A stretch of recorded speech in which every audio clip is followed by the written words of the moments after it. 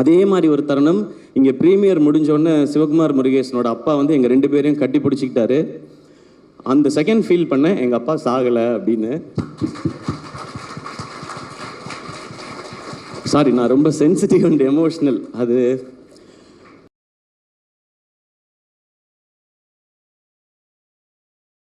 அண்ணா வாழ்த்துக்கள்.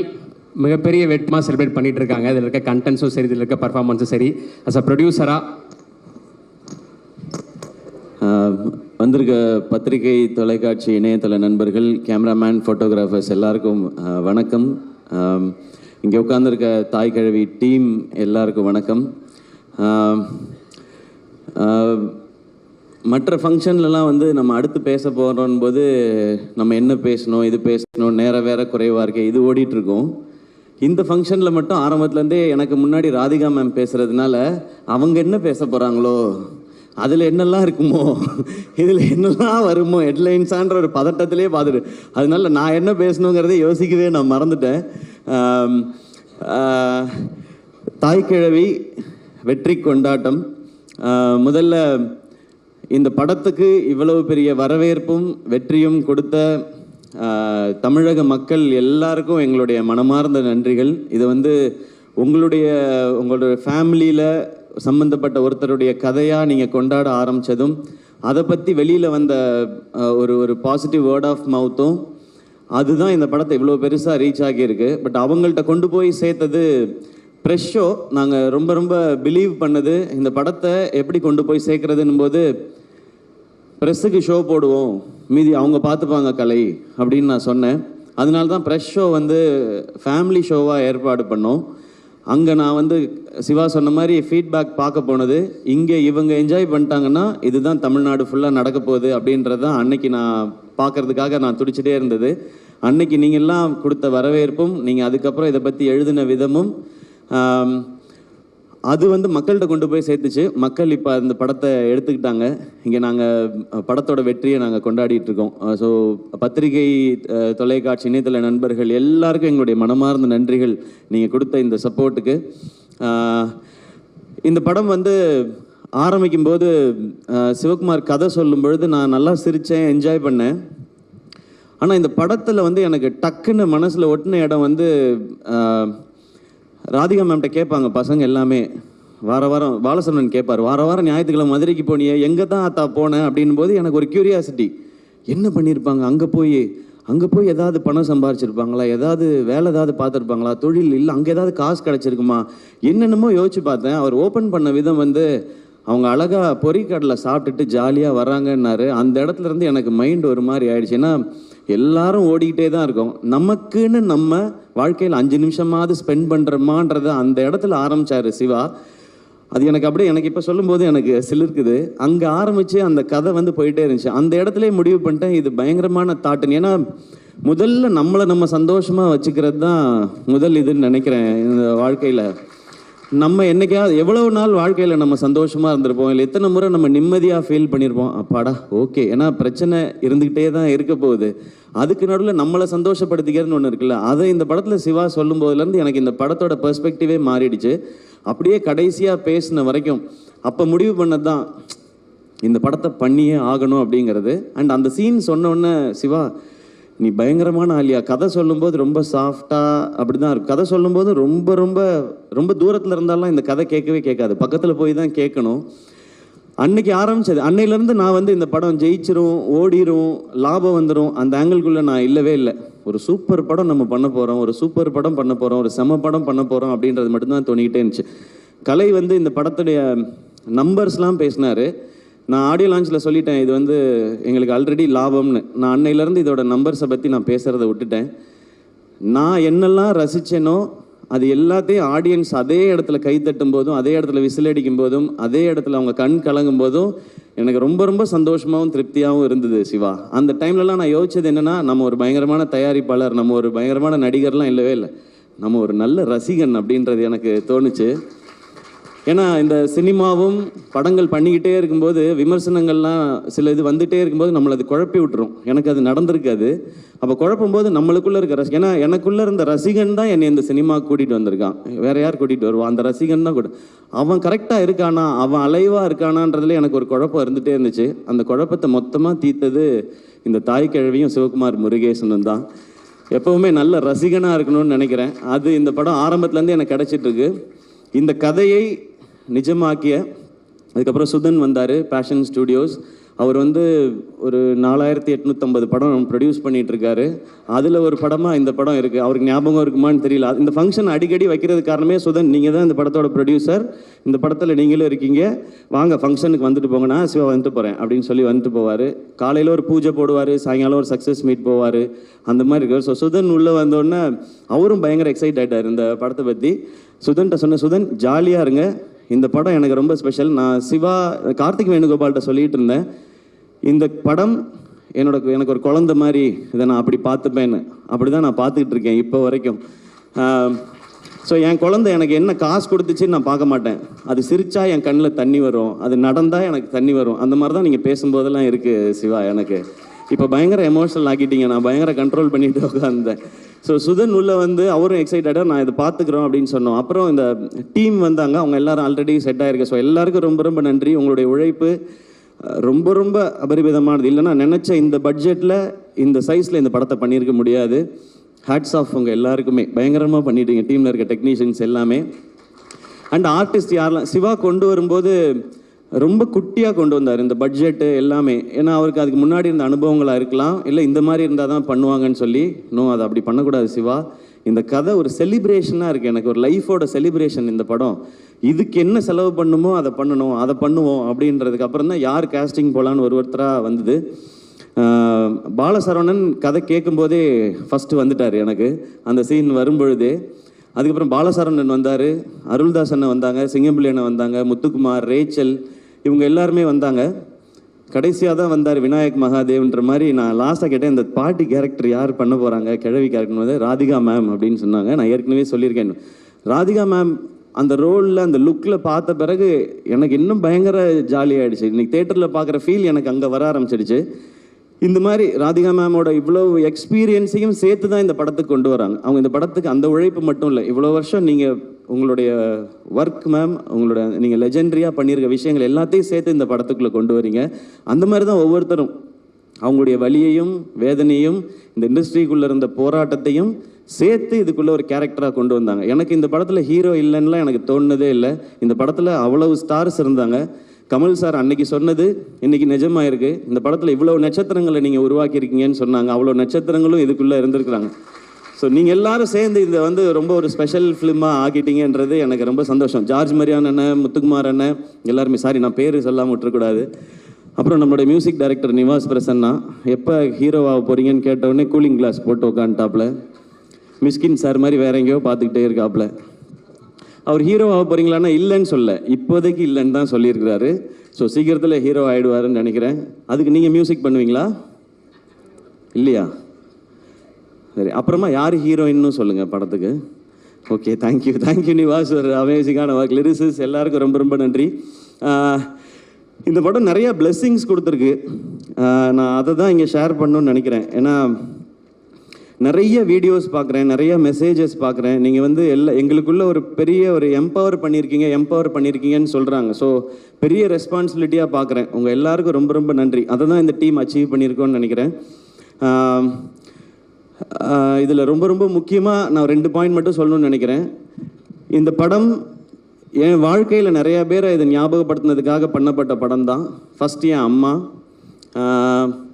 17 வயசில் எல்லாருக்கும் ஏற்கனவே சொன்னதான், இன்னொரு முறை சொல்லணும்னு நினைக்கிறேன். அப்பா இறந்த பிறகு அவங்களுக்கு தெரிஞ்ச வகையில் அந்த குடும்பத்துக்குள்ளே இருக்க காசெல்லாம் பத்திரப்படுத்தி சேர்த்து வச்சு படிக்க வச்சு, என்னையும் அக்காவையும் படிக்க வச்சு கல்யாணம் பண்ணி வச்சு பண்ணாங்க. அவங்க எனக்கு இந்த பவுனுத்தாய் தெரிஞ்சாங்க, அம்மா தெரிஞ்சாங்க இதில். அதுக்கப்புறம் அக்கா 2 குழந்தை பெற்ற பிறகு வந்து இங்கே எம்எம்சியில் எம்டி படித்து கோல்டு மெடலிஸ்ட் ஆகி பேஷனை எப்போ வேணாலும் தொடரலாம்னு நினச்சேன். எங்கள் அக்கா எனக்கு ஒரு பவுனுத்தாயாக தெரிஞ்சாங்க இதில். அவங்களுக்காக பண்ணணும்னு நினச்சேன். மிக மிக முக்கியமானது அந்த கடைசி டயலாக் மேம் பேசுகிறது. படைக்க காக்க அழிக்கன்னு ஆம்பளைங்களை மட்டும் கும்பிட சொன்னவன், படிப்புக்கும் பணத்துக்கும் பொம்பளை தாண்டி காட்டி கும்பிட சொல்லியிருக்கான் அப்படின்னு சொன்னாங்க இல்லையா, அந்த டைலாகை நான் முன்னாடியே உணர்ந்துட்டேன்னு நினைக்கிறேன். எனக்கு கல்யாணம் ஆன நாள்லேருந்து என் வீட்டோட வரவு செலவு எல்லாத்தையும் பார்க்குறது ஆர்த்தி தான். எனக்கு தெரியாது என் அக்கௌண்ட்டில் என்ன பணம் இருக்குது தெரியாது. ஊருக்கு போகணும் ஏதாவதுன்னா, ஆர்த்தி ஊருக்கு போகிறதா இருக்கேன், டிக்கெட்டுக்கு மட்டும் காசு கொடுத்துட்றியா அப்படின்னு கேட்பேன். இப்போயும் அதை நான் ரொம்ப பெருமையாக சந்தோஷமாக வாங்கிக்கிறேன். அவங்க தான் பார்த்துக்கிறாங்க. அவங்க பார்க்கலன்னா என்னால் ப்ரொடக்ஷன்லாம் பண்ணியிருக்க முடியாது. ஸோ ஆர்த்தி அவங்க எனக்கு ஒரு பவுன் தாயாக தான் தெரிஞ்சாங்க. இந்த மாதிரி ஒவ்வொரு வீடுகள்லையும் அவங்களுக்கு சின்ன சம்பளமாக இருந்தாலும் கொஞ்சம் காசாக இருந்தாலும் அதை அங்கங்கே சேமித்து வச்சோ இல்லை குழந்தைங்கள பார்த்துக்கிட்டோ இப்படி வீட்டில் இருக்கிற ஒவ்வொரு அம்மாக்களுக்கும் அக்காக்களுக்கும் தங்கச்சிகளுக்கும் சகோதரிகளுக்கும் இவங்க எல்லாருக்குமான ட்ரிபியூட்டும் சமர்ப்பணம் தான் இந்த தாய்க்கிழவி படமும் இந்த வெற்றியும். இதை இந்த படத்தின் மூலமாக செய்ய முடிஞ்சது எனக்கு சந்தோஷம். இது என் வாழ்க்கையில் இருக்கவங்களுக்கும் சேர்த்துன்றது இன்னும் கொஞ்சம் பெருமையாகவும் சந்தோஷமாகவும் இருக்குது. ஒரு டீமாக இங்கே வேலை செஞ்சதோட சக்ஸஸை இங்கே நான் பார்க்குறேன். ஏன்னா ஆரம்பத்துலேருந்து ரொம்ப சின்சியராக அதை அப்ரோச் பண்ணோம். இதுதான் பவுண்ட் ஸ்கிரிப்ட், இத்தனை டேஸில் தான் எடுக்கிறோம், இதுதான் பட்ஜெட், இதுதான் காஸ்டிங்னு ரொம்ப சின்சியராக. சிவாவுக்கு தெரியுமான்னு தெரில, நான் எல்லா சீனையும் நீங்கள் ஷூட் பண்ண அடுத்த நாள் பார்த்துருவேன். நான் என் ஷூட்டுக்கு வந்துடும், அந்த சீன் என்னாச்சு என்னைக்கு எடுக்கிறீங்கன்னு, அது லொக்கேஷன் சேஞ்ச் இருக்குது அதனால் இன்னொரு நாள் எடுக்கிறோன்னு சீனை சொல்லி கேட்பேன். இந்த கதையை 2 முறை கேட்டிருக்கேன். ஒரு முறை நான் கேட்டேன், இன்னொரு முறை கலையெல்லாம் கேட்கும்போது ரியாக்ஷன் பார்த்துட்டே இருந்தேன். 2 தடவை படிச்சிருக்கேன். இது வரைக்கும் 12 தடவை பார்த்துருக்கேன். நான் இது வரைக்கும் என் படத்தை கூட அத்தனை தடவை பார்த்ததில்லை. இதுக்கு நடுவில் ஒவ்வொரு சீனும் எப்படி எடுக்கிறாங்க, இது எப்படி வருது, எடிட் எப்படி இருந்தது, எப்படி ட்ரிம் பண்ணி மாறுது, மியூசிக் எப்படி இருக்குன்னு பார்த்துருக்கேன். ஸோ இந்த படத்தில் நான் நிறையா கற்றுருக்கேன் சிவா. இந்த லேர்னிங் எனக்கு ரொம்ப ரொம்ப சந்தோஷமாக இருக்குது. ஏன்னா கடைசி வரைக்கும் மாறாத ஒன்று கற்றுக்கிறது மட்டும்தான் நினைக்கிறேன். அது இருந்ததுனா தான் இங்கே முன்னேற முடியும்னு தோணுது. இந்த லேர்னிங் எனக்கு ரொம்ப பிடிச்சிருக்கு. இந்த சேம் ப்ரொசீஜரை நான் நடிக்கிற படங்கள்லேயும் அப்ளை பண்ணணும்னு எனக்கு ரொம்ப ஆசையாக இருக்குது. அது நான் மட்டும் எடுக்கிற முடிவாக இருக்க முடியாது. ஆனால் ஒன்று மட்டும் ரொம்ப கிளியராக இருக்கேன், இந்த மாதிரி அப்ரோச்சில் தான் இனி நான் நடிக்கிற படங்கள் பண்ணணுன்றதுலேயும் ரொம்ப தெளிவாக இருக்கேன். அதனால் நான் டைரக்டர்கிட்ட போய் தலையிட போகிறதில்ல. ஒவ்வொரு விஷயமும் தெளிவாக, ஒரு பவுண்ட் ஸ்கிரிப்ட்னா இவ்வளோ பேஜ் இவ்வளோ இருந்து தான் பண்ணணுன்னு கேட்கலாம். நீங்கள் இப்படி பண்ணால் பிளாக் பஸ்டர் ஆகிடுமா படம்னு, அது நமக்கு தெரியாது. நம்ம ப்ராசஸ் தான் பண்ண முடியும், ரிசல்ட் மக்கள் கையில் தான் இருக்குது. ஆனால் ப்ரொடியூசரோட காசை வேஸ்ட் பண்ணாமல் படம் பண்ண முடியும். அந்த மிச்சமாகிற அந்த காசு அந்த ப்ரொடியூசருக்கு இன்னொரு படம் பண்ணுறதுக்கு ஹெல்ப் பண்ணலாம், இல்லை அந்த காசு நம்ம படமே இன்னும் கொஞ்சம் பெருசாக பண்ணுறதுக்கு இருக்கலாம். ஸோ அதை நான் ஃபாலோ பண்ணணும்னு நினைக்கிறேன். அந்த நம்பிக்கையை திரும்ப கொடுத்ததுக்காக இந்த என்டையர் டீமுக்கும் நான் தேங்க்ஸும் சொல்லிக்கிறேன். நான் இங்கே நிறைய பேர் உழைச்சிருக்கிறாங்க. இது டீமாக சேர்ந்து அவங்கெல்லாம் கொண்டு வர வெற்றி. அண்ட் இன்னொன்று எனக்கு ரொம்ப ரொம்ப ஸ்பெஷலாக அந்த ப்ரொடக்ஷன் பண்ணும்போதெல்லாம் இருக்கிற ஒரு விஷயம், ஃபர்ஸ்ட் நெஞ்சமுட்டு நேர்மையுண்டு படம் ஃபர்ஸ்ட் ஷோ பார்க்கும்போது அந்த படம் முடிஞ்சோடனே எல்லாரும் கார்த்திக் வேணுகோபால்னு போடும்போது பயங்கரமாக கிளாப் பண்ணாங்க. அப்போ அவங்க அப்பா ரொம்ப எமோஷனல் ஆகி கார்த்திக் வேணுகோபாலை கட்டி பிடிச்சிக்கிட்டார். அவர் ரொம்ப ஸ்ட்ரிக்ட் அவர்கிட்ட. அதே மாதிரி ஒரு தருணம் இங்கே ப்ரீமியர் முடிஞ்சோடனே சிவகுமார் முருகேசனோட அப்பா வந்து எங்கள் 2 பேரையும் கட்டி பிடிச்சிக்கிட்டாரு. அந்த செகண்ட் ஃபீல் பண்ணேன், எங்கள் அப்பா சாகலை அப்படின்னு. சாரி, நான் ரொம்ப சென்சிட்டிவ் அண்ட் எமோஷ்னல். அது ஸோ அது கிடைச்சதெல்லாம் தான் எனக்கு ரொம்ப ரொம்ப பெரிய இது ஒரு நிறைவை கொடுக்குது. எனக்கு அமரன் மாதிரி வெற்றி, தாய்க்கிழவி மாதிரி வெற்றி, கணா மாதிரி வெற்றி வரும்போது ஒரு நிறைவையும் ஒரு அமைதியையும் கொடுக்குது. அந்த அமைதி இன்னும் ஒழுங்காக வேலை செய்யணுன்றதை சொல்லிக்கிட்டே இருக்குது. நிச்சயமாக செய்வோம். ஏன்னா இங்கே வெற்றிங்கிறது விளையாட்டில் கூட விளையாட்டாக வராது. அதுக்கு உழைக்கணும், அதுக்கு ஒரு டீமாக உழைக்கணும். அந்த மாதிரி உழைச்சா வெற்றி எப்பயுமே சாத்தியப்படுங்கிறது இந்த மேடை திரும்ப சொல்லி கொடுத்துருக்கு. அண்ட் என்னோடய ஃபேன்ஸான பிரதர்ஸ் அண்ட் சிஸ்டர்ஸ், இது அண்ணன் படம் தான் அப்படிங்கிறத மாதிரி எடுத்துகிட்டு போய் கிரவுண்ட்லேயும் சரி சோஷியல் மீடியாலையும் சரி இன்னைக்கு வரைக்கும் அதை நீங்கள் செலிப்ரேட் பண்ணிட்டே இருக்கீங்க. அதுக்கு ரொம்ப ரொம்ப ரொம்ப ரொம்ப நன்றி. அடுத்து சேயோன் சிவாவோட தான். மேம் சொன்ன மாதிரி இன்னும் கொஞ்சம் கரெக்டாக வேலை பார்த்து அதை இன்னும் கொஞ்சம் நல்லா பண்ணணும். அதுக்கு இன்னும் கொஞ்சம் டைம் எடுத்துக்கிறோம். இந்த மாதம் ஷூட் போகிறதா இருந்துச்சு. பட் இந்த மாதம் இந்த படத்துக்கான வேலையில் சிவாவும் இருந்ததுனால சரி அவரை ப்ரெஷர் போடக்கூடாதுன்னு டைம் எடுத்து அழகாக பண்ணுறோம். நெக்ஸ்ட் மந்த் தான் போகிறோம். அதுவும் நல்லபடியாக நடக்கும். அண்ட் எஸ்கே ப்ரொடக்ஷன் இந்த படம் லாபகரமான படம்னு சொன்னேன். ஆனால் இந்த லாபம் நிச்சயமாக நல்ல விஷயங்கள் அழகான விஷயங்களுக்கே பயன்படும். முதல்ல என்னை சுற்றி இருக்கிற அவங்களுக்கு ஏதாவது ஒரு நல்லது செய்யணும்னு நினைக்கிறேன். அப்புறம் இன்னும் தேவைப்படுற சிலருக்கு சில நல்லதுகளை செய்யணும்னு நினைக்கிறேன். அது எப்பவும் அது அப்பா பேரில் இருக்கிற அந்த ட்ரஸ்டின் மூலமாக எதுவும் நடந்துகிட்டே இருக்கும். ஒரு பகுதியை எடுத்து எஸ்கே ப்ரொடக்ஷனில் நான் சொன்னேன் இல்லையா, இந்த ஸ்டேஜை இன்னும் கொஞ்சம் பெருசு பண்ணி டேலண்ட்ஸ்க்கான ஆப்பர்ச்சுனிட்டியாக இருக்கணும்னு சொல்லி. ஸோ அது நெக்ஸ்ட்டு ஒரு புது டேலண்ட், ஒரு புது இயக்குனரை நாங்கள் அறிமுகப்படுத்தணும்னு நினைக்கிறோம். இந்த படம் அந்த நம்பிக்கையும் கொடுத்துருக்கு. அவரை மட்டும் இந்த ஸ்டேஜில் நான் இன்ட்ரடியூஸ் பண்ணிக்கிறேன். எஸ்கே ப்ரொடக்ஷன்ஸோட 10வது திரைப்படம். அதை இயக்க போகிற புதுமுக இயக்குனர். ஒரு பெரிய கைத்தட்டல் கொடுத்துடலாம். ஸோ எஸ்கே ப்ரொடக்ஷன்ஸ் உடைய 10வது படத்தின் டைரக்டர் அம்மாமுத்து சூர்யா. அவர் தான் நெக்ஸ்ட் எஸ்கே ப்ரொடக்ஷனில் லான்ச் ஆகிற டைரக்டர். இவர் தான். இருந்தாலும் ஃபோட்டோவில் கொஞ்சம் சிரிச்சிருக்கலாம். கலர்ஃபுல்லாக இருக்கு. ஆமாம், இல்லை இந்த படம் வந்து ஃபேமிலி லேடிஸ் அவங்களுக்காக ரொம்ப ஸ்பெஷலாக பண்ணோம். அடுத்த படம் வந்து ஒரு யூத்துக்கான அவங்கள பற்றின ஒரு படமாக இருக்கும், ஒரு யூத்ஃபுல் என்டர்டெய்னராக இருக்கும். ஒரு ஃபைனல் ஸ்கிரிப்ட் இப்போ அவர் எழுதிட்டு இருக்காரு. அது முடிச்சதுக்கப்புறம் காஸ்ட் யார் பண்ண போகிறா என்னன்றதை ஒன்று ஒன்றா அனௌன்ஸ் பண்ணுவோம். எனக்கு இந்த ஸ்டேஜில் சொல்லணும்னு தோணுச்சு, ஏன்னா இது ரொம்ப பாசிட்டிவாக இருக்குது. இந்த ஃபேமிலி எல்லாம் சேர்த்து தான் இந்த இது வாய்ப்பையும் சாத்தியப்படுத்தியிருக்குன்னு நான் நம்புகிறேன். ஸோ அங்கே சொல்லணும்னு நினச்சேன். நீங்கள் எதாவது சொல்லணுமா? வேணாமா? தேங்க்யூ. படத்தோட ஆடியோ லான்ச் சக்ஸஸ் மீட்டில் கொஞ்சம் டீட்டெயில்டாக பேசிக்கிறேன் அப்படின்ற மாதிரி ஒரு மைண்ட் வாய்ஸ் புரியுது. வாழ்த்துக்கள் ப்ரோ, வாழ்த்துக்கள். தேங்க்யூ. நான் யாரையாவது அண்ட் இந்த படத்தை எங்களோட சேர்ந்து பிஸ்னஸ் பார்ட்னர்ஸாக இருந்த ஹாட் ஸ்டார், விஜய் டிவி அவங்க ஆரம்பத்துலேருந்து இந்த படத்தை ஓன் பண்ணாங்க. அண்ட் அதே மாதிரி ஏஜிஎஸ், முக்கியமாக அர்ச்சனா, அவங்களுக்கு எங்களுடைய நன்றி. விதுஷ், அஹிம்சா அண்ட் மற்ற டெரிட்டரி டிஸ்ட்ரிபியூட் பண்ணவங்க. அண்ட் சாரிகாமா அவங்களோட நம்மளோட அசோசியேஷன் எல்லாமே பயங்கரமாக இருக்குது. ஒரு அமரன், இப்போ தாய் கிழவி அப்படின்னு சொல்லி அது தொடரும் அப்படின்னு நான் நம்புகிறேன். ஸோ யாரையாவது ஆர்டிஸ்ட் யாரையாவது மிஸ் பண்ணியிருந்தால் மன்னிச்சுங்க. அண்ட் முக்கியமாக assistant directors and camera department, படத்தில் பின்னாடி ஒர்க் பண்ண அத்தனை பேருக்கும் அந்த நான் டீமாக நீங்கள் எல்லோரும் சேர்ந்து ஒன்று பண்ணியிருக்கேன்னு சொன்னேன்ல, அது உங்கள் எல்லாருக்கும் சேர்த்தது தான். Thank you once again. அண்ட் என்னோட எஸ்கே ப்ரொடக்ஷன்ஸோட டீம், கலை ப்ரோ, நான் எல்லாட்டையும் சொல்கிறது அதுதான். அவர் சீன் பேப்பர், ஸ்கிரிப்ட் புக் இல்லாமல் டைரக்டரோட டிஸ்கஷன்ஸே வச்சுக்க மாட்டார். ரேண்டமாக ஏன் இன்றைக்கி 150 பேர் போட்டிருக்கீங்க, 50 பேரை கட் பண்ணுங்கள் அப்படி சொல்கிற ஆள் இல்லை. இது என்ன சீன், எங்கே நடக்குது, அதை ஃபுல்லாக படித்து இது என்ன டியூரேஷன் வரும்ன்றது வரைக்கும் அவர் பிளான் பண்ணி தான் பண்ணுவார். ஸோ நம்ம நினைக்கிற விஷன் அச்சீவ் பண்ணுறதுக்கு அந்த மாதிரி ஆட்களோட பயணித்தா தான் முடியும். ஸோ கலை, அதுக்கப்புறம் ராகுல் தான் டிசைன்ஸ் எல்லாம் அவரை தான் போட்டு விரட்டிக்கிட்டே இருப்போம். ராகுல், கார்த்தி, திவாகர், உங்கள் எல்லாருக்கும் ரொம்ப ரொம்ப நன்றி. நான் ரொம்ப ஆசையாக பண்ண படம் இது. அதில் ஒரு சின்ன ஒரு டென்ட் கூட விடாமல் இந்த செகண்ட் வரைக்கும் பார்த்துக்கிட்டது இந்த 4 பேரும். உங்களுக்கு ரொம்ப பெரிய நன்றி. அண்ட் என்டையர் டீமுக்கும் மீண்டும் ஒரு முறை நன்றி, வாழ்த்துக்கள். இது ஒரு செலிப்ரேஷன். இன்னொரு செலிப்ரேஷன் ஒன்று இருக்குது, இன்னும் பெருசாக. அதுவும் நான் உங்களுக்கு சொல்கிறேன். அப்பயும் நீங்கள் இதே மாதிரி வரணும். ஏன்னா அருள்தாஸ் அண்ணன், முத்துக்குமார் அண்ணன், சிங்கம்புலி அண்ணன், பாலா, ஜார்ஜ் மரியான், ரேச்சல் எல்லாமே பயங்கர பிஸியான ஆர்டிஸ்ட்டு. இன்றைக்கி ஏதோ 2 ஷூட்டை கேன்சல் பண்ணிட்டு தான் வந்திருப்பாங்க. அதுக்கும் நீங்கள் கண்டிப்பாக இதே மாதிரி வரணும். ஏன்னா நான் ஃபேமிலியாக பார்க்குறேன் அப்படின்றதுனால. ஸோ மீண்டும் நன்றி. முத்துக்குமாரன் உங்களுக்கு தானே முனிஷ்காந்த் அண்ணா? ஓகேடா, எல்லாம் வந்துடுற இல்லை முனிஷ்காந்த் அண்ணன் இப்போ எல்லாமே வந்து படம் சூப்பராக போகுது அப்படின்னா அவர் ரியாக்ஷன் எல்லாம் அந்த ரியாக்ஷன் தான் ஃபுல்லாக நாங்கள் பண்ணிகிட்ருக்கோம். அண்ட் ரொம்ப எமோஷ்னலான ஸ்டேஜ். அதனால எங்கே ஆரம்பித்து எங்கே முடித்தேன், யாரை பற்றி பேசியிருக்கேன், யாரை தெரில. நான் இன்னொரு வாட்டி வீடியோ பார்த்தா தான் தெரியும். அண்ட் பத்திரிகையில் இருக்கிற நிறைய பேர் நண்பர்கள் வந்து இந்த மாதிரி ஒரு படம் நான் பண்ணதில் வந்து அவ்வளவு மகிழ்ச்சி அவங்களுக்கு. எப்பவும் படம் நல்லா இருந்துச்சுன்னா ஒரு 4 வரியில் மெசேஜ் வரும்.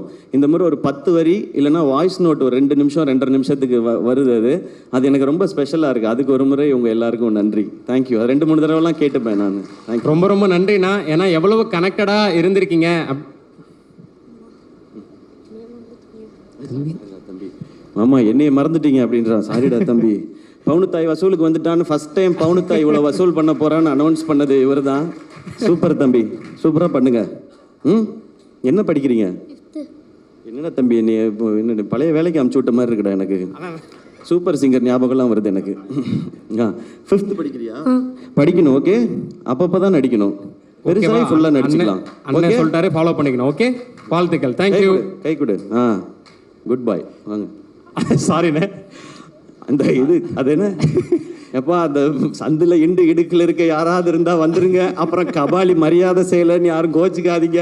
அந்த மாதிரி ஆயிடுச்சு. இப்போ யாரையாவது மிஸ் பண்ணியிருந்தா வெரி சாரி. அதானே ஏற்கனவே சொன்ன மாதிரி உங்களுக்கு இந்த படம் எவ்வளோ கனெக்டடாக இருந்திருக்கு, ஸ்கிரிப்டில் இருந்து இப்போ படத்தோட ரெஸ்பான்ஸ் வரைக்கும்ன்றது புரிஞ்சுக்க முடிஞ்சது. ஸோ நீங்கள் பர்சனலாக எவ்வளோ கனெக்டாக இருந்திருக்கீங்க இந்த கதை மேலே, வரக்கூடிய மக்களோட ரெஸ்பான்ஸ் மேலே அப்படின்றது புரிஞ்சுக்க முடிஞ்சது.